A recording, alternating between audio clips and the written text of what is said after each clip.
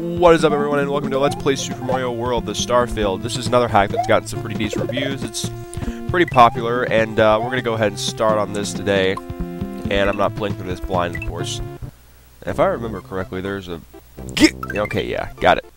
Bowser's back and enjoying his favorite hobby, princess kidnapping. Mario follows him to his castle in a new land, with squiggly text and justice for all. Great. Yeah, we're going to go ahead and jump right into this hack, and the creator of this hack actually said that for this hack he was focusing on challenging level design and challenging vanilla level design. He said he wanted this the levels in this game to be able to fit into a vanilla hack. So what that means is basically not much flash and flare, at least in terms of Mario games.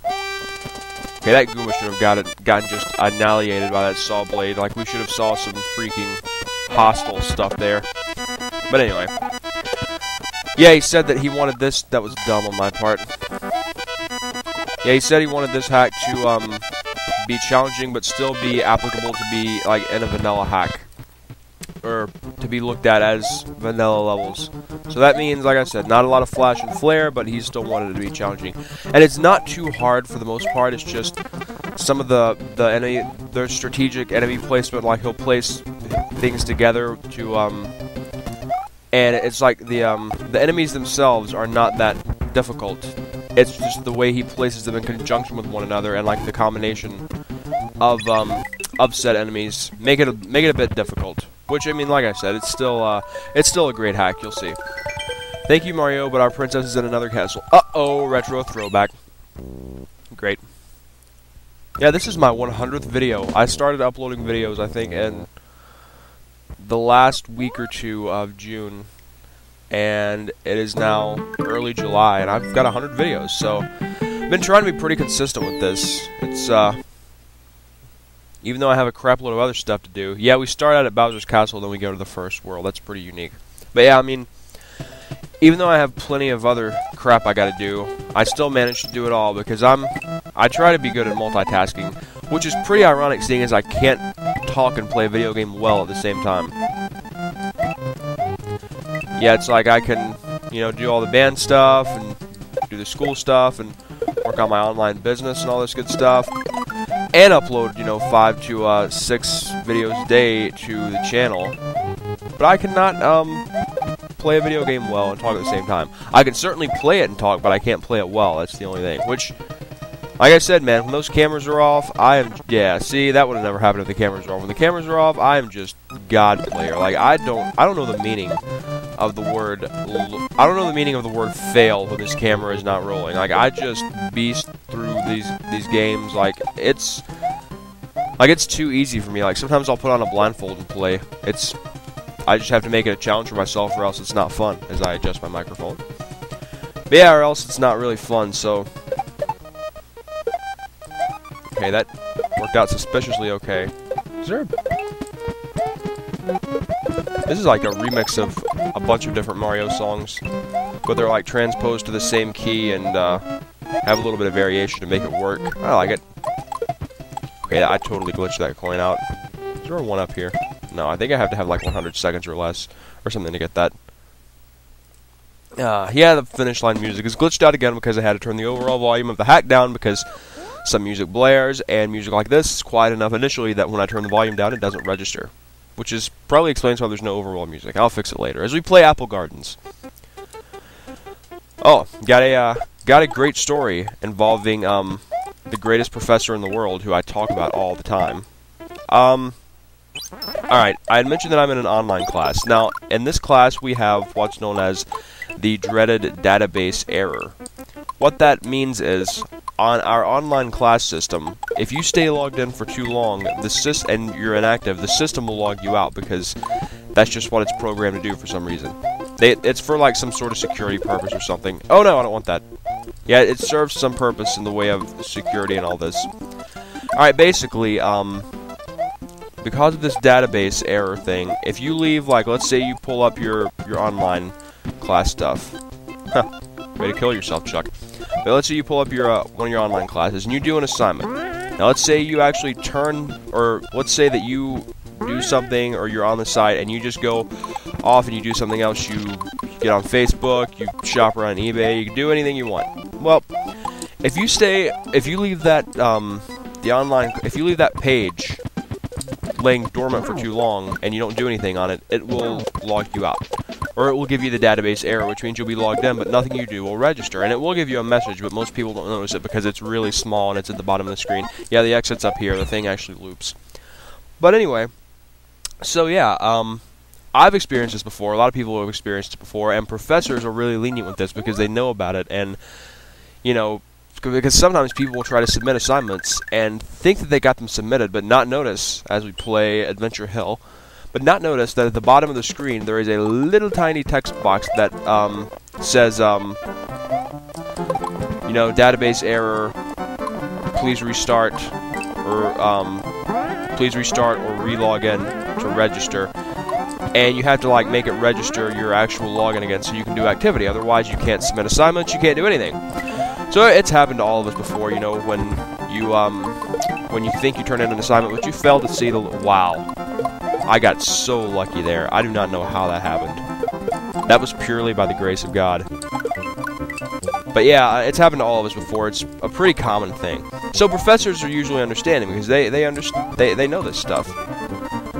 But I said before that this guy... Okay, that was just... I'd said before that this guy has a wee bit of a problem with communication. Okay, is this... Whatever. But yeah, I'd said before this guy has a... Okay, that was just bad timing. Yeah, this guy has a problem with communication. He doesn't understand things. So, a couple people had experienced the dreaded database error problem, and a few of their assignments did not get turned in. Though they completed them and thought that they had turned them in, turns out that they had not, and I just jumped right into that shell, didn't I? But yeah, they thought they had turned them in, but it turns out they hadn't. Okay, oh well, I had a good run. But yeah, so... Okay, I'm trying to... Okay. But yeah, they thought they had turned their assignments in, but unfortunately, due to the database error, they did not. And the guy, being the world's greatest professor, actually refused to reopen the assignments. Oh, it's those stupid bullets that come in all directions. Huh, this kind of works as a good defensive tactic, for now. But yeah, he refused to open it back up, and the professor can actually look into the session, tell when there was a database error, and therefore see if the student is actually lying about it or telling the truth. Of course, they could be lying just to use that as an excuse to get more time to complete the assignment, which is actually not a bad idea in theory. And, but yeah, they can look at it and actually tell if they're telling the truth. So, this person actually really had a database error, but the professor would not open it back up. Turns out there was a huge debacle. The person actually went to the school, was going to go to the dean on this clown, as we play Thorns River. Great, water. But yeah, he was actually going to go to the dean on this guy. And I swear, man, like, the dean, he may as well just split up his appointments and stuff into categories. Like, they should be like academic affairs, financial affairs, extracurricular affairs, affairs having to do with this professor, because people go to the dean on this guy so much that, like, he really, like, the professor probably knows, like, everything about the guy by now, like, more than he ever wanted to know. And you would think that... Okay. I'm not going to get screwed over in the water. The water's bad enough without my power-ups. Okay, come here, Ripman, jerk off. I got something for you. Whoa! That guy looks... Oh my god. That guy looks like he lived under power lines. I think his parents might have actually been brother and sister. Okay. Anyway. But yeah, this, Nope. But yeah, this guy, like I said, the dean probably is so used to having to deal with his bullcrap by now that he should just make a schedule or a category when it comes to his appointments of matters dealing with this guy, because it happens that frequently. It's pretty darn ridiculous. But it is pretty funny because I knew this would happen. I told people, like I had actually gone before this semester started, threw myself on the mercy of the council there and begged them to at least have someone else teach this class as an option, because the classes that I'm taking now, he's the only guy who teaches these classes.